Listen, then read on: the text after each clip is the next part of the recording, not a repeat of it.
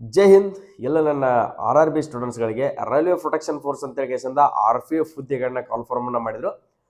Totally ಬಂದ್ಬಿಟ್ಟು 4,000 ಅಧಿಕ ಹುದ್ದೆಗಳನ್ನ ಕಾಲ್ಫಾರ್ಮನ್ನು ಮಾಡಿದರು. ಅದರಲ್ಲಿ SI ಒಂದು 400 ಹುದ್ದೆಗಳು, ಅದರ ಜೊತೆಗೆ ಕಾನ್ಸ್ಟೇಬಲ್ 4,000 ಹುದ್ದೆಗಳನ್ನ ಕಾಲ್ಫಾರ್ಮನ್ನು ಮಾಡಿದರು.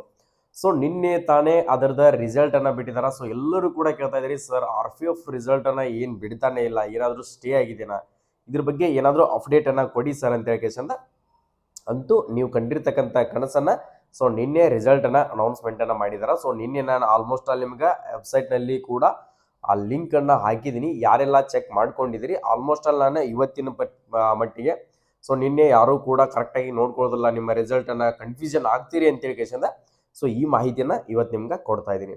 ಓಕೆ, ಯಾರೆಲ್ಲ ರೈಲ್ವೆದಲ್ಲಿ ಕಾನ್ಸ್ಟೇಬಲ್ ಹುದ್ದೆಗಳಂತ ಕಾಲ್ಫಾರ್ಮ್ ಅನ್ನು ಮಾಡಿದ್ರು, ಆ ಹುದ್ದೆಗೆ ಯಾರೆಲ್ಲ ಅರ್ಜಿಗಳನ್ನ ಸಲ್ಲಿಸ್ಬಿಟ್ಟು ಓಕೆ ಎಕ್ಸಾಮ್ಗಳನ್ನು ಯಾರು ಬರ್ದಿದಿರಲ್ಲ ಸೊ ಅವ್ರು ಈ ಮಾಹಿತಿಯನ್ನು ಕರೆಕ್ಟಾಗಿ ತಿಳ್ಕೊಳ್ಳಿ. ಆಲ್ಮೋಸ್ಟ್ ಅಲ್ಲಿ ಪ್ರತಿಯೊಬ್ಬರು ಕೂಡ SLC ಮೇಲೆ ಅರ್ಜಿಗಳನ್ನ ಸಲ್ಲಿಸಿದ್ರಿ.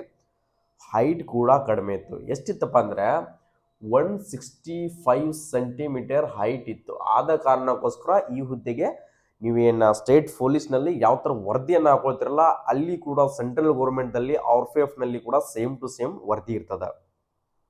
ಬೆಸ್ಟ್ ಜಾಬ್ ಅಂತಂದರೆ ರೈಲ್ವೆದಲ್ಲಿ RPF. ಓಕೆ, ಅಲ್ಲಿ ಇನ್ಫಾರ್ಮ್ ಆಯಿತು, ಅದು ಡಿಸಿಪ್ಲಿನು ಭರ್ಜರಿಯಾಗಿರ್ತದೆ. ಆದ ಕಾರಣಕ್ಕೋಸ್ಕರ ನೀವೇನಾದರೂ ಡ್ರೀಮ್ ಕಟ್ಟಿದ್ರೆ ಸೊ ಕನಸನ್ನು ಕಟ್ಕೊಂಡಿದ್ದೀರಿಯಪ್ಪ ಅಂದರೆ ಸೊ ಈ ಮಾಹಿತಿಯನ್ನು ಕರೆಕ್ಟಾಗಿ ತಿಳಿದುಕೊಳ್ಳಿ. ಇಲ್ಲಿ ಬಂದ್ಬಿಟ್ಟು ಈಗಾಗಲೇ ಲಿಸ್ಟನ್ನು ಬಿಟ್ಟಿದಾರಲ್ಲ, ಸೊ ಅದನ್ನು ಯಾವ ಥರ ರಿಸಲ್ಟನ್ನು ಚೆಕ್ ಮಾಡ್ಕೊಳ್ಬೇಕು ಅನ್ನೋದು ಕೂಡ ನಾನು ಮಾಹಿತಿಯನ್ನು ಕೊಡ್ತೀನಿ.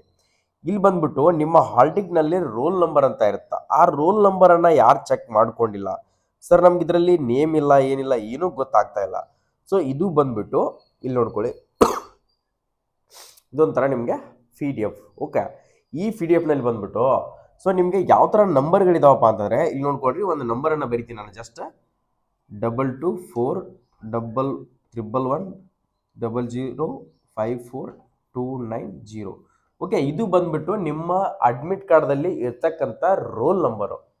ಓಕೆ, ಈ ರೋಲ್ ನಂಬರನ್ನು ಆ PDF ಅನ್ನು ನಾನು ನಿಮ್ಗೆ ಶೇರ್ ಮಾಡಿರ್ತೀನಿ. ಆ PDF ನಲ್ಲಿ ನೀವು ಸರ್ಚ್ ಮಾಡಿದರೆ ಈ ರೋಲ್ ನಂಬರು, ನಿಮ್ಮ ರೋಲ್ ನಂಬರ್ ಏನಿರುತ್ತಲ್ಲ ಆ ರೋಲ್ ನಂಬರ್ ಅದರಲ್ಲಿ ಇತ್ತಪ್ಪ ಅಂತಂದರೆ ಸೊ ನೀವು ಆಲ್ಮೋಸ್ಟ್ ಅಲ್ಲಿ ಸೆಲೆಕ್ಟ್ ಆದಂಗೆ. ಅಂದರೆ ಎಷ್ಟು ಟೋಟಲಿ 44,000 ಜನಗಳನ್ನು ಸೆಲೆಕ್ಟೆಡನ್ನು ಮಾಡಿದ್ದಾರೆ. ಟೋಟಲಿ ಬಂದ್ಬಿಟ್ಟು 140 ಫೇಜ್ ಇದೆ. ಸೊ ಪ್ರತಿಯೊಬ್ಬರು ಕೂಡ ಆಲ್ಮೋಸ್ಟ್ ಅಲ್ಲ ಎಷ್ಟಪ್ಪ ಅಂದರೆ ಶಾರ್ಟ್ ಲಿಸ್ಟಲ್ಲಿ ಎಷ್ಟು ಕ್ಯಾಂಡಿಡೇಟ್ಗಳು ಪಾಸ್ ಆಗಿದ್ದಾರೆ ಅಂತಂದರೆ ಟೋಟಲಿ 42,143 ಜನಗಳನ್ನು ಪಾಸ್ ಮಾಡಿದ್ದಾರೆ. ಎಷ್ಟಪ್ಪ ಅಂದರೆ 42,143 ಜನಗಳನ್ನು ಪಾಸ್ ಮಾಡಿದ್ದಾರೆ. ಇರ್ತಕ್ಕಂಥ ಹುದ್ದೆಗಳು ಎಷ್ಟು? 4,000 ಅಂತಂದ್ರೆ ಒಂದು ಸೀಟಿಗೆ 10 ಜನಗಳು ಪೈಪೋಟಿಯನ್ನ ಮಾಡ್ತಾ ಇದ್ದಾರ. ಓಕೆ, ಯಾಕೆ 10 ಜನಗಳ ಪೈಪೋಟಿಯನ್ನ ಮಾಡ್ತಾರ ಗೊತ್ತಾಗತ್ತೆ ನಿಮಗೆ. ಇಲ್ಲಿ ನೆಕ್ಸ್ಟ್ ಫಿಸಿಕಲ್ ಯಾವ ತರ ಇದೆ, ಎಷ್ಟು ಟಫ್ ಇದೆ ಅಂತ ಹೇಳಿಕೆಸಿಂದ ತಿಳಿಸ್ಕೊಡ್ತೀನಿ, ಕರೆಕ್ಟಾಗಿ ತಿಳಿದುಕೊಳ್ಳಿ. 1:10 ಅಂತಂದ್ರೆ ಸೊ ಹೆವಿಯಾಗಿ ಕಾಂಪಿಟೇಷನ್ ಇದೆ. ಬಟ್ ಫಿಸಿಕಲ್ನಲ್ಲಿ ಕ್ವಾಲಿಫೈ ಆಗುವಂಥ ಜನಗಳೇ ಬಹಳಷ್ಟು ಕಡಿಮೆ ಇರ್ತಾರೆ. ಯಾಕೆ ಸರ್ ಫಿಸಿಕಲ್ ಅಷ್ಟೊಂದು ಟಫ್ ಇರುತ್ತಾ? ಓಕೆ, ನೋಡ್ಕೊಳ್ಳಿ ಎಲ್ಲಿ ಟಫ್ ಇರುತ್ತೆ, ಯಾವ ಥರ ಕ್ಲಿಯರನ್ನು ಮಾಡಬೇಕು. ಸೊ ನಿಮ್ಗೆ ಟೈಮಿಂಗ್ ಬಂದ್ಬಿಟ್ಟು ಬಹಳ ಅದರ 1.5 ತಿಂಗಳ ಮಾತ್ರ ಟೈಮಿಂಗ್ ಇರುತ್ತೆ. 1.5 ತಿಂಗಳ ಫಿಸಿಕಲಿಗೆ ಮಾತ್ರ ಟೈಮಿಂಗ್ ಇರ್ತೈತಿ. ಕರೆಕ್ಟಾಗಿ ಫಿಸಿಕಲ್ ಚೆನ್ನಾಗಿ 2 ಟೈಮ್ಸ್ ಪ್ರಾಕ್ಟೀಸ್ ಮಾಡ್ಕೊಳ್ರಿ. ಯಾರೆಲ್ಲ ಸೆಲೆಕ್ಟೆಡ್ ಆಗಿರಲ್ಲ, ಸೊ ಯಾರೆಲ್ಲ ಈ ಲಿಸ್ಟ್ನಲ್ಲಿ ಸೆಲೆಕ್ಷನ್ ಆಗಿರಲ್ಲ, ಪ್ರತಿಯೊಬ್ಬರು ಕೂಡ ಕಮೆಂಟ್ ಬಾಕ್ಸ್ನಲ್ಲಿ ಕಮೆಂಟನ್ನು ಹಾಕಿ, yes sir I am selected ಅಂತ ಹೇಳಿಕೆಸಿಂದ. ಸೊ ನೀವೇನಾದರೂ ನಮ್ಮ ಕರ್ನಾಟಕದಲ್ಲಿ ಎಷ್ಟು ಜನ ಸೆಲೆಕ್ಷನ್ ಆಗಿದಾರಲ್ಲ ಸೊ ಅವ್ರಿಗೆ ಏನೆಲ್ಲ ಇನ್ನೂ ಇನ್ಫಾರ್ಮೇಷನ್ ಬೇಕಾಗುತ್ತಾ, ಸೊ ಫಿಸಿಕಲನ್ನು ಯಾವ ಥರ ರೆಡಿ ಆಗಬೇಕು, ಸೊ ಯಾವ ಥರ ಫಿಟ್ನೆಸ್ ಆಗಿ ಈ ಸರಿ RPF ಪ್ರೊಟೆಕ್ಷನ್ ಫೋರ್ಸನ್ನು ಫೈನಲ್ ಲಿಸ್ಟ್ನಲ್ಲಿ ಕೂತ್ಕೊಳ್ಬೇಕು, ಆ ಮಾಹಿತಿಯನ್ನು ನಾನು ಡೈಲಿ ನಿಮಗೋಸ್ಕರನೇ ಕೊಡ್ತಾನೆ ಇರ್ತೀನಿ. ಓಕೆ, ಪ್ರತಿಯೊಬ್ಬರು ಕೂಡ ಕಮೆಂಟ್ ಸೆಕ್ಷನ್ನಲ್ಲಿ ಕಮೆಂಟನ್ನು ಹಾಕಿ. ಓಕೆ, ಇಲ್ಲಿ ಬಂದ್ಬಿಟ್ಟು ಸರ್ ಇದಕ್ಕೆ ಫಿಸಿಕಲ್ ಏನಿರುತ್ತೆ ಅದು ಕೂಡ ಇನ್ಫಾರ್ಮೇಷನನ್ನು ಕೊಡಿ ಅಂತ ನಾವು ನೋಡ್ಕೊಳ್ಳಿ. RPFನಲ್ಲಿ ಇದು ಮೇಲ್ ಕೆಡೆಟ್ಗೆ ಕೊಡ್ತಿರ್ತಕ್ಕಂಥ ಮಾಹಿತಿ, ಕರೆಕ್ಟಾಗಿ ತಿಳಿದುಕೊಳ್ಳಿ. ನೆಕ್ಸ್ಟ್ ಅದೇ ತರನಾಗಿ ಈಚೆ ಕಡೆ ಫಿಮೇಲನ್ನು ಬರ್ದಿರ್ತೀನಿ. ಓಕೆ, ಪುರುಷರಿಗೆ 1600 ಮೀಟರ್ ರನ್ನಿಂಗ್ ಇರುತ್ತೆ. 1600 ಮೀಟರ್ ರನ್ನಿಂಗ್ ಇರುತ್ತೆ. ಎಷ್ಟಪ್ಪ ಅಂತಂದರೆ 5 minutes 45 seconds. ಅರೆ ಕ್ಯಾ ಹುವಾ, 5 ನಿಮಿಷ 45 ಸೆಕೆಂಡ್. ನೋಡೋಕಷ್ಟ ಟೈಮಿಂಗ್ ಹೆಂಗೈತಿ, 5 ನಿಮಿಷ 45 ಸೆಕೆಂಡ್. ಇದನ್ನು ಯಾರು ಹೊಡಿಬೋದು ಹೇಳ್ರಿ? ಇಂಡಿಯನ್ ಆರ್ಮಿದಲ್ಲಿ ಯಾವ ರನ್ನಿಂಗನ್ನು ಕ್ಲಿಯರ್ ಮಾಡಿದಾನ ಅವನ ಕೈಲೇ ಮಾತ್ರ ಇದು ಸಾಧ್ಯ. ಓಕೆ, ಇಂಡಿಯನ್ ಆರ್ಮಿ ರನ್ನಿಂಗ್ ಯಾರು ಹೊಡಿದಿದಿರಲ್ಲ, ಸೊ ಯಾರು ಜಸ್ಟ್ ಮೆಡಿಕಲ್ ಅಲ್ಲಿ ಫೇಲ್ ಆಗಿದಿರಲ್ಲ, ಸೊ ಪ್ರಯತ್ನ ಮಾಡಿದ್ರೆ ಹೊಡಿಬೋದು, ಅದೇನು ದೊಡ್ಡ ವಿಷಯ ಅಲ್ಲ, ಆದರೆ ಟಫೇ. ನೀವು ಅನ್ಕೊಳ್ತಾ ಇದ್ದೀರಾ 1600 ಮೀಟರ್ ಅನ್ನ ಆರಾಮ್ಸೆ ಆಗಿ ಕ್ಲಿಯರ್ ಮಾಡಬಹುದಲ್ಲ. ಓಕೆ, ಅನ್ಕೊಳ್ಳೋಕೆ ಮಾತ್ರ 1600 ಮೀಟರ್ ಟ್ರ್ಯಾಕ್ ಅನ್ನ ಕ್ಲಿಯರ್ ಮಾಡ್ಬೋದು. ಓಕೆ, ಟೈಮಿಂಗ್ ನೋಡ್ಕೊಳ್ಳಿ ಎಷ್ಟಿದೆ, 5 ನಿಮಿಷ 45 ಸೆಕೆಂಡ್ ಅಂತಂದ್ರೆ ಎಷ್ಟು ಹೆವಿ ಇರ್ತದಂತ ನೀವೇ ಲೆಕ್ಕ ಹಾಕ್ರಿ. ಒಂದ್ಸರಿ ಇವತ್ತೇ ಹೋಗ್ರಿ, 400 ಮೀಟರ್ ಇರ್ತಕ್ಕಂಥ ಗ್ರೌಂಡಿಗೆ ಟ್ರ್ಯಾಕಿಗೆ ಒಂದ್ಸರಿ ಇಳಿದು ನೋಡ್ರಿ. ಇಷ್ಟು ಒಟ್ಟ ರನ್ನಿಂಗ್ ಮಾಡಿಲ್ಲ ಸರ್ ನಾನಂತ ನಾವು ಒಂದ್ಸರಿ ಗ್ರೌಂಡಿಗೆ ಇಳಿದು ನೋಡ್ರಿ, 1600 ಮೀಟರ್ ರನ್ನಿಂಗ್ ಅನ್ನ ಯಾವ ತರ ಓಡ್ಬೇಕು ಅನ್ನೋದು ಕೂಡ ನಿಮ್ಗೆ ಗೊತ್ತಾಗುತ್ತೆ. ಓಕೆ, ಅದರ ಜೊತೆಗೆ ಮಹಿಳೆಯರಿಗೆ 800 ಮೀಟರ್ ರನ್ನಿಂಗ್ ಇರುತ್ತೆ. 800 ಮೀಟರ್ ರನ್ನಿಂಗ್ ಅನ್ನ ಸೊ ನೀವು ಬಂದ್ಬಿಟ್ಟು 3 ನಿಮಿಷ 40 ಸೆಕೆಂಡ್ನಲ್ಲಿ ಕವರ್ ಮಾಡಬೇಕು, 340 ಸೆಕೆಂಡ್ಸ್. ನೀವು ಕೂಡ ಅನ್ಕೊಳ್ತಾ ಇದ್ದಾರೆ ಇದು ಈಸಿ.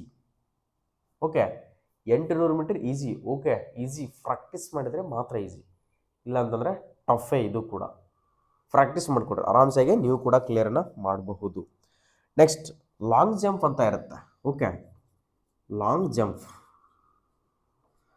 ಜಂಪ್ನಲ್ಲಿ ಏನಿರುತ್ತೆ ಅಂತಂದರೆ ಮೇಲ್ ಕೆಡೆಟ್ಗೆ 14 ಫೀಟ್ ಇರುತ್ತೆ. ಮೇಲ್ ಕೆಡೆಟ್ಗಳಿಗೆ 14 ಫೀಟ್ ಇರುತ್ತೆ, ಮಹಿಳೆಯರಿಗೆ 9 ಫೀಟ್ ಇರುತ್ತೆ. ಎಷ್ಟಪ್ಪ ಅಂದರೆ ಪುರುಷರಿಗೆ 14 ಫೀಟ್ ಇರುತ್ತೆ, ಮಹಿಳೆಯರಿಗೆ 9 ಫೀಟ್. ಅಂದರೆ ಇಲ್ಲಿ ರನ್ ಮಾಡ್ಕೊಂಡ್ಬಂದು ಇನ್ನು ಲಾಂಗ್ ಜಂಪ್ ಈ ಥರ ಜಿಗಿತಿರಲ್ಲ, ಸೊ ಅದು ಲಾಂಗ್ ಜಂಪನ್ನು 14 ಫೀಟನ್ನು ಬಾಯ್ಸ್ ಜಿಗಿಬೇಕು, ಮಹಿಳೆಯರು 9 ಫೀಟನ್ನು ಜಿಗಿಬೇಕು.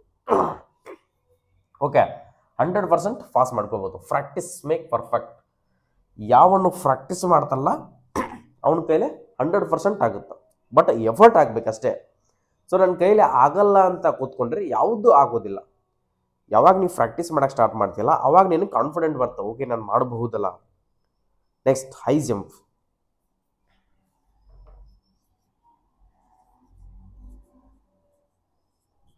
ಹೈ ಜಂಪ್ ನೋಡ್ಕೊಳ್ಳಿ ಎಷ್ಟಿದೆ ಅಂತಂದರೆ ಪುರುಷರಿಗೆ 4 ಫೀಟ್ ಇದೆ,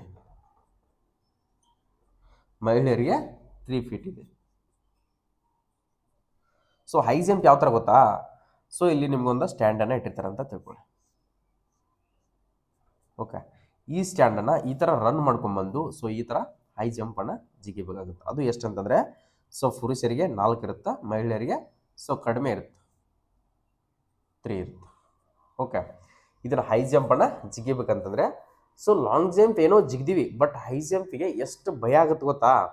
ಸೊ ಏನಾದರೂ ಅದು ಕಾಲು ಒಳಗಡೆ ಸಿಕ್ಕೋತಿಪ್ಪ ಅಂತಂದರೆ ತೊಡಕಾಗಿ ನಾನು ಬಿದ್ದು ಪೆಟ್ಟನ್ನು ಹಚ್ಕೊಳ್ಬಹುದಲ್ಲ, ಆ ಥರ ಏನಿರಲ್ಲ. ಸೊ ಮುಂದ್ಗಡೆ ನಿಮ್ಗೆ ಉಸುಕನ್ನು ಹಾಕಿರ್ತಾರೆ. ಪೆಟ್ಟೇನು ಆಗಲ್ಲ, ಬಟ್ ಪ್ರಾಕ್ಟೀಸ್ ಮಾಡಲೇಬೇಕು. ಫೆಟ್ ಆಗಲ್ಲ ಅಂತೇಳಿ ಕೇಸಿಂದ ಟೆಸ್ಟ್ನಲ್ಲಿ ಹೋಗಿ ಫೇಲ್ ಆದ್ರಿಪ್ಪ ಅಂದರೆ ವೇಸ್ಟ್ ತಾನೇ. ಇಷ್ಟು ದಿನ ರೈಲ್ವೆ ಪ್ರೊಟೆಕ್ಷನ್ ಫೋರ್ಸನ್ನು ನಾನು ಪಾಸ್ ಮಾಡ್ಕೊಳ್ಬೇಕು, ಸೊ ಅಷ್ಟೆಲ್ಲ ಎಫರ್ಟನ್ನು ಹಾಕಿ ಸೊ ಇಲ್ಲಿ ಫೇಲ್ ಆದ್ರೆ ಬಹಳಷ್ಟು ಕಷ್ಟ ಕೂಡ ಆಗ್ತದೆ. ಪ್ರಯತ್ನವನ್ನು ಮಾಡೋಕ್ಕೆ ಟ್ರೈ ಮಾಡಿರಲ್ಲ, ಹೆವಿ ವರ್ಕ್. ಅಂದರೆ ಈ ಅಪಾರ್ಚುನಿಟಿ ಹೊಳ್ಳಿ ಸಿಗೋದು 5 ವರ್ಷ, ಅದನ್ನು ಕೂಡ ತಲೆಗೆಟ್ಕೊಡ್ರಿ. ರೈಲ್ವೇದಲ್ಲಿ ನೀವೇನಾದರೂ RPF ಪ್ರೊಟೆಕ್ಷನ್ ಫೋರ್ಸನ್ನು ನಾನು ಜಾಯಿನ್ ಆಗಬೇಕಂತ ಅಂದ್ಕೊಂಡಿದ್ರೆ 5 ವರ್ಷ ಮಟನೂ ಕೂಡ ವೇಟ್ ಮಾಡಬೇಕಾಗುತ್ತೆ. ಬಟ್ ನಿಮ್ಮ ಏಜ್ ಕೂಡ ಕಂಪ್ಲೀಟ್ ಆಗಿ ಹೋಗಿಬಿಡ್ತದೆ, ನೀವು ಕನಸು ಕಟ್ಟಿರ್ತಕ್ಕಂಥದ್ದು ನಿರಾಶೆ ಆಗಿಬಿಡ್ತದೆ. ಸೊ ಚೆಸ್ಟ್ ಬಂದ್ಬಿಟ್ಟು ಚೆಸ್ಟ್ ನೋಡ್ಕೊಳ್ರಿ ಎಷ್ಟು ಇರಬೇಕಾಗುತ್ತಪ್ಪ ಅಂತಂದರೆ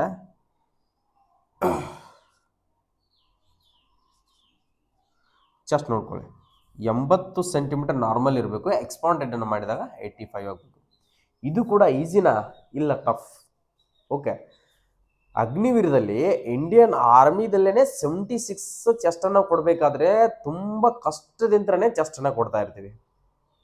80 ಸೆಂಟಿಮೀಟರ್ ಚೆಸ್ಟ್ ಅಂತಂದರೆ ನಿಮ್ಗೇನು ಈಸಿ ಅನಿಸ್ತಾ ಇದೆಯಾ? 80 ಸೆಂಟಿಮೀಟರ್ ಚೆಸ್ಟನ್ನು ಕೊಡಬೇಕಪ್ಪ ಅಂತಂದರೆ ಸೊ ಬಹಳ ಕಷ್ಟ ಆಗುತ್ತಾ. ಎಷ್ಟು ಡಿಪ್ಸನ್ನು ಹೊಡೆದು ಚೆಸ್ಟ್ ಇಂಪ್ರೂವ್ಮೆಂಟ್ ಮಾಡ್ಕೋತಿಲ್ಲ, ಇದು ಈಸಿಯಾಗಿರ್ತಕ್ಕಂಥ ಚೆಸ್ಟ್ ಅಲ್ಲ. 80 ಸೆಂಟಿಮೀಟರ್ ಅಂತಂದರೆ ಸೊ ಫುಲ್ ಹಾರ್ಡ್ ವರ್ಕ್ ಮಾಡಿ ನೀವು ಚೆಸ್ಟನ್ನು ಇಂಪ್ರೂವ್ಮೆಂಟ್ ಮಾಡಬೇಕು. ಎಕ್ಸ್ಪಾಂಡೆಡನ್ನು ಮಾಡಿದಾಗ 5 ಸೆಂಟಿಮೀಟರ್ ಚೆಸ್ಟು ನಿಮ್ದು ಎಕ್ಸ್ಪಾಂಡೆಡನ್ನು ಆಗಬೇಕು. ಆದ ಕಾರಣಕ್ಕೋಸ್ಕರ ಹೇಳ್ತಾ ಇದ್ದೀನಿ. ಸೊ ಮಹಿಳೆಯರಿಗೆ ಯಾವುದೇ ಥರ ಅಂತಿರಲ್ಲ, ಇದು ನಿಲ್ಲಾಗಿರುತ್ತೆ.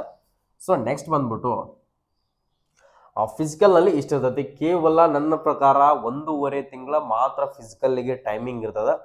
ಚೆನ್ನಾಗಿ ಪ್ರಾಕ್ಟೀಸ್ ಮಾಡ್ಕೊಡ್ರಿ. ಎಷ್ಟು ಹಾರ್ಡ್ ವರ್ಕನ್ನು ಮಾಡ್ತಿರಲ್ಲ ಸೊ ನಿಮ್ದು ಫೈನಲ್ ಫಿಸಿಕಲ್, ಇದರಲ್ಲಿ ಯಾರು ಫಿಸಿಕಲ್ ಕ್ವಾಲಿಫೈ ಆಗ್ತಿರಲ್ಲ ಫೈನಲ್ 100% ಹೇಳ್ತಾ ಇದ್ದೀನಿ ನಾನು, ಸೆಲೆಕ್ಷನ್ ಆದಾಗೆ. ಫಿಸಿಕಲ್ ಮತ್ತು ಮೆಡಿಕಲ್ ಮುಗಿದು, ಮೆಡಿಕಲ್ ಇಂಕಿ ನಾರ್ಮಲ್ ಇರ್ತದೆ. ಮೆಡಿಕಲ್ ಬಗ್ಗೆ ಯಾರು ಕೂಡ ತಲೆನೇ ಕೆಡಿಸ್ಕೊಳ್ಬೇಡ್ರಿ. ಮೋಸ್ಟ್ ಆಫ್ ಆಲ್ ಎಫರ್ಟ್ ಹಾಕ್ತಿರ್ತಕ್ಕಂಥದ್ದು ನೀವು ಫಿಸಿಕಲ್ಗೆ ಬಹಳಷ್ಟು ಗಮನವನ್ನ ಕೊಡ್ಬೇಕಾಗುತ್ತಾ. ಓಕೆ, ಫಿಸಿಕಲ್ಗೆ ಹಾರ್ಡ್ ವರ್ಕ್ ಅನ್ನ ಹಾಕಿ. ಸೊ ನಾನು ಫಿಸಿಕಲ್ಗೆ ತಯಾರನ್ನ ಮಾಡ್ಬೇಕಂತ ಅನ್ಕೊಂಡಿದ್ದೀನಿ. ಸೊ ಯಾವ್ದಾದ್ರು ಒಂದು ಬೆಸ್ಟ್ ಕೋಚಿಂಗ್ ಸೆಂಟರ್ನ ಸಜೆಷನ್ ಮಾಡ್ತಾ ಇದೀನಿ ಅಂತಂದ್ರೆ, ಸೊ ನಮ್ಮದೇ ಆಗಿರ್ತಕ್ಕಂಥ HJ defence academy, Bagalkot Navanagar district stadium ಹತ್ತಿರ 31ನೇ ಸೆಕ್ಟರ್ನಲ್ಲಿ. ಸೊ ನಾವು ಈಗ ಅಲ್ಲಿನ ಫಿಸಿಕಲ್ ಬ್ಯಾಚಸ್ ಕೂಡ ಸ್ಟಾರ್ಟ್ ಅನ್ನ ಮಾಡಿದ್ವಿ. SSGD ಆಯಿತು, ಇಂಡಿಯನ್ ನೇವಿ ಆಯಿತು, ಏರ್ಫೋರ್ಸ್ ಆಯಿತು, ಸೊ ಪ್ರತಿಯೊಂದು CISF ಕಾನ್ಸ್ಟೇಬಲ್, ಟ್ರೇಡ್ಸ್ಮನ್ ಆಯಿತು. ಸೊ ಸಾಕಷ್ಟು ಏನು ಕಾಲ್ಫಾರ್ಮ್ ಅನ್ನ ಮಾಡಿದಲ್ಲ, ಪ್ರತಿಯೊಂದಕ್ಕೂ ಕೂಡ SSGD ದವರಿಗೆ ಸಪ್ರೇಟ್ ಬ್ಯಾಚ್ ಅನ್ನ ಮಾಡಿದ್ವಿ. ಅದರ ಜೊತೆಗೆ CISF ದವರಿಗೆ ಬೇರೆ ಅದ. ಯಾಕಂದ್ರೆ SSGD ದವರಿಗೆ 5 ಕಿಲೋಮೀಟರ್ ಟ್ರೈನಿಂಗ್ ಇರುತ್ತೆ, ಅವ್ರದ್ದು ಸಪ್ರೇಟ್ ಬ್ಯಾಚ್ ಅನ್ನ ಮಾಡಿದ್ವಿ. ಅದರ ಜೊತೆಗೆ RPFಗೆ ಸೊ ನೀವಿಷ್ಟು ರನ್ನಿಂಗ್ ಹೊಡಿಬೇಕಪ್ಪ ಅಂತಂದ್ರೆ ಹಾರ್ಡ್ ವರ್ಕ್ ಅನ್ನ ಮಾಡಲೇಬೇಕು. ನಿಮಗಾಗಿ ಸಪ್ರೇಟ್ ಬ್ಯಾಚಸ್ ಅನ್ನ ಮಾಡ್ತಾ ಇದೀವಿ. ಇದು ಬಂದ್ಬಿಟ್ಟು ನಮ್ಮ ಹತ್ರ ಲಿಮಿಟೆಡ್ ಸೀಟ್ಗಳು ಮಾತ್ರ ಇದಾವೆ. ಆದ ಕಾರಣಕ್ಕೋಸ್ಕರ ನೀವೇನಾದ್ರೂ ಬಂದು ಅತಿ ಕಡಿಮೆ ದರದಲ್ಲಿ ಫಿಸಿಕಲ್ ಅನ್ನ ಕೊಡ್ತಾ ಇದೀವಿ. ಬೆಸ್ಟ್ ನಿಮ್ಗೆ ಫುಡ್ ಮತ್ತು ಎಲ್ಲನೂ ಕೂಡ ನಮ್ಮ ಹತ್ರ ಹಾಸ್ಟೆಲ್ ಮೇಲ್ ಅಂಡ್ ಫಿಮೇಲ್, ಪುರುಷ ಮತ್ತು ಮಹಿಳೆಯರಿಗೆ ಇಬ್ಬರಿಗೆ ಕೂಡ ನಮ್ಮ ಹತ್ರ ಸ್ಪೆಸಿಲಿಟಿ ಕೂಡ ಇದೆ. ನಮ್ಮ ಹತ್ರ ಡಿಸ್ಟ್ರಿಕ್ಟ್ ಸ್ಟೇಡಿಯಂ ಗ್ರೌಂಡ್ ಕೂಡ ಇದೆ, ಅದರ ಜೊತೆಗೆ ರೋಡ್ ಕೂಡ ಇದೆ. ಸೊ ನಿಮ್ಗೆ ಡೈಲಿ ವೀಕ್ಲಿ ನಿಮ್ಗೆ ಟೆಸ್ಟ್ ಅನ್ನ ಕಂಡಕ್ಟ್ ಮಾಡ್ತೀವಿ, ಫಿಸಿಕಲ್ ಟೆಸ್ಟ್ ಅನ್ನ. ಓಕೆ, ಫಸ್ಟ್ಗೆ ಬಂದಾಗ ಯಾವ ತರ ಇದ್ದ, ಸೊ ಇವಾಗ ಎಷ್ಟು ಇಂಪ್ರೂವ್ಮೆಂಟ್ ಅನ್ನ ಆಗಿದಾನ, ಸೊ ಎಷ್ಟು ಟೈಮಿಂಗ್ ನಲ್ಲಿ ಕವರ್ ಮಾಡ್ತಾ ಇದ್ದಾನ, ಸೊ ಇವನ ಹತ್ರ ಕವರ್ ಮಾಡಕ್ ಆಗುತ್ತೋ ಇಲ್ಲೋ, ಸೊ ಯಾವ ತರ ಎಫರ್ಟ್ ಅನ್ನ ಹಾಕ್ಬೇಕು, ಇಂಡಿವಿಜುವಲ್ ಆಗಿ ಕೇರ್ ತಗೊಂಡ್ಬಿಟ್ಟು ಸೊ ನಾವು 100% ಅನ್ನ ನಿಮ್ಮ ಫಿಸಿಕಲ್ ಅನ್ನ ಪಾಸ್ ಮಾಡುವಂತ ಎಫರ್ಟ್ ನಮ್ಮ ಹತ್ರ ಫಿಸಿಕಲ್ ಟ್ರೈನರ್ ಇಂದ ನಾವು ಕೊಡ್ತಾ ಇದೀವಿ. ನೀವೇನಾದ್ರೂ ಬಂದು ಜಾಯಿನ್ ಆಗ್ಬೇಕು ಅನ್ಕೊಂಡಿದ್ರೆ ಕ್ವಿಕ್ ಆಗಿ ಬಂದು ಈಗಲೇ 2 days ನಲ್ಲಿ ಮಾತ್ರ ಜಾಯಿನ್ ಆಗಿ, ಅಡ್ಮಿಷನ್ ಕೂಡ ಸ್ಟಾರ್ಟ್ ಆಗಿದಾವೆ. ಇಲ್ಲಿ ಕೊಟ್ಟಿರ್ತಕ್ಕಂಥ ನಮ್ಮ HJ ಡಿಫೆನ್ಸ್ ಅಕಾಡೆಮಿ ಆಫೀಸ್ ನಂಬರ್ಗೆ ಕಾಲ್ ಮಾಡಿಬಿಟ್ಟು ಬಂದು ಅಡ್ಮಿಷನ್ ಗಳನ್ನ ಮಾಡ್ಕೋಬಹುದು. ನಿಮ್ಮ ಸ್ನೇಹಿತ ಏನಾದ್ರು SSGD ಆಯ್ತು, ಅದೇ ತರನಾಗಿ RPF ಆಯ್ತು, ಯಾವ್ದಾದ್ರು ಎಕ್ಸಾಮ್ ಅನ್ನ ಅವನು ಕೂಡ ಕ್ಲಿಯರ್ ಮಾಡಿದ್ದಪ್ಪ ಅಂದ್ರೆ, ಸೊ ಸಾಕಷ್ಟು ಜನ RPF ಮತ್ತು SSGD ಎರಡು ಎಕ್ಸಾಮ್ ಅನ್ನ ಕ್ಲಿಯರ್ ಮಾಡಿರ್ತಕ್ಕಂಥವ್ರು ಬಹಳ ಜನ ಇದ್ರ. ಸೊ ಬಹಳಷ್ಟು ಯೂಸ್ಫುಲ್ ಆಗುತ್ತೆ, ಬಂದು ಜಾಯಿನ್ ಆಗಿ. ಈ ವಿಡಿಯೋನ ಆ ಸ್ನೇಹಿತನಿಗೆ ಕೂಡ ಶೇರ್ ಅನ್ನ ಮಾಡ್ಕೊಡ್ರಿ. ನಾವು ಕೊಟ್ಟಿರ್ತಕ್ಕಂಥ ಮಾಹಿತಿ ನಿಮಗೆ ಏನಾದರೂ ಇಷ್ಟ ಆಗಿದ್ರೆ, ಸೊ ಹೆಲ್ಪ್ಫುಲ್ ಆಗ್ತಾ ಇತ್ತಂದ್ರೆ ನಮ್ಮ ಯೂಟ್ಯೂಬ್ ಚಾನಲ್ಗೆ ಈಗಾಗಲೇ ಒಂದು ಲೈಕ್ ಮಾಡಿ. ಈ ವಿಡಿಯೋನ ಪ್ರತಿಯೊಬ್ಬ ನಿಮ್ಮ ಸ್ನೇಹಿತನಿಗೆ ಕೂಡ WhatsApp group, Telegram ID, Instagram ಪ್ರತಿಯೊಂದರಲ್ಲಿ ಕೂಡ ಈ ವಿಡಿಯೋನ ಶೇರ್ ಮಾಡ್ಕೊಡ್ರಿ. ಕೆಳಗಡೆ ಕಾಣ್ತಿರ್ತಕ್ಕಂಥ ಸಬ್ಸ್ಕ್ರೈಬ್ ಬಟನ್ ಏನಿದೆಯಲ್ಲ, ಈ ಸಬ್ಸ್ಕ್ರೈಬ್ ಬಟನ್ ಅನ್ನು ಒತ್ಕೊಂಡ್ರೆ ನಾನು ಡೈಲಿ ಕೊಡ್ತಿರ್ತಕ್ಕಂಥ ಯಾವುದೇ ಒಂದು ಅಪ್ಡೇಟ್ ಆಗಿರಲಿ, ಇನ್ಫಾರ್ಮೇಶನ್ ಆಗಿರಲಿ, RPF SI ಯಾವುದೇ ಒಂದು ಇದ್ರದ್ದು ಫಿಸಿಕಲ್ ಡೇಟ್ ಆಗಿರಲಿ, ಫಿಸಿಕಲ್ ಡೇಟ್ ಬಿಟ್ಟ ತಕ್ಷಣ ನಾನು ಇನ್ಫಾರ್ಮೇಶನ್ ಅನ್ನು ಕೊಡ್ತೀನಿ. ಬೇಗ ಚೆಕ್ ಮಾಡ್ಕೊಳ್ಳಿ. ಕರ್ನಾಟಕದಲ್ಲೇ ಅತಿ ಹೆಚ್ಚು ನಿಮಗೆ ಕನ್ನಡದಲ್ಲಿ ಇನ್ಫಾರ್ಮೇಶನ್ ಸಿಗ್ತಿರ್ತಕ್ಕಂಥ ಮಾಹಿತಿ ನಮ್ಮ ಯೂಟ್ಯೂಬ್ ಚಾನಲ್ನಲ್ಲಿ ಪ್ರತಿಯೊಂದು ಅಪ್ಡೇಟ್ ಅನ್ನು ಕೊಡ್ತಾನೆ ಇರ್ತೀನಿ. ಓಕೆ, ನಿಮ್ಮ ಸಪೋರ್ಟು ಕೂಡ ಇದೇ ತರ ಆಗಿರಲಿ. ನಾನು ಕೂಡ ನಿಮ್ಗೆ ಎನಿ ಟೈಮ್ ಸಪೋರ್ಟ್ ಅನ್ನ ಮಾಡ್ತೀನಿ. ಯಾರೆಲ್ಲ ಸೆಲೆಕ್ಟ್ ಅನ್ನ ಆಗಿದ್ರಲ್ಲ ಈಗಲೇ ಕೆಳಗಡೆ ಕಮೆಂಟ್ ಬಾಕ್ಸ್ ನಲ್ಲಿ ಸೆಲೆಕ್ಟೆಡ್ ಅಂತ ಕಮೆಂಟ್ ಅನ್ನ ಹಾಕಿ. ಅದರ ಜೊತೆಗೆ ಈ PDF ಅನ್ನ ನಮ್ಮ ಟೆಲಿಗ್ರಾಮ್ದಲ್ಲಿ ಕೂಡ ಶೇರ್ ಅನ್ನ ಮಾಡಿರ್ತೀನಿ. ಹೋಗಿ ಒಂದ್ಸರಿ ನೀವು ಕೂಡ ಚೆಕ್ ಅನ್ನ ಮಾಡ್ಕೊಳ್ಳಿ. ಎಲ್ಲರಿಗೂ ಕೂಡ ಆಲ್ ದಿ ಬೆಸ್ಟ್, ಒಳ್ಳೇದಾಗಲಿ. ಜೈ ಹಿಂದ್, ಜೈ ಕರ್ನಾಟಕ.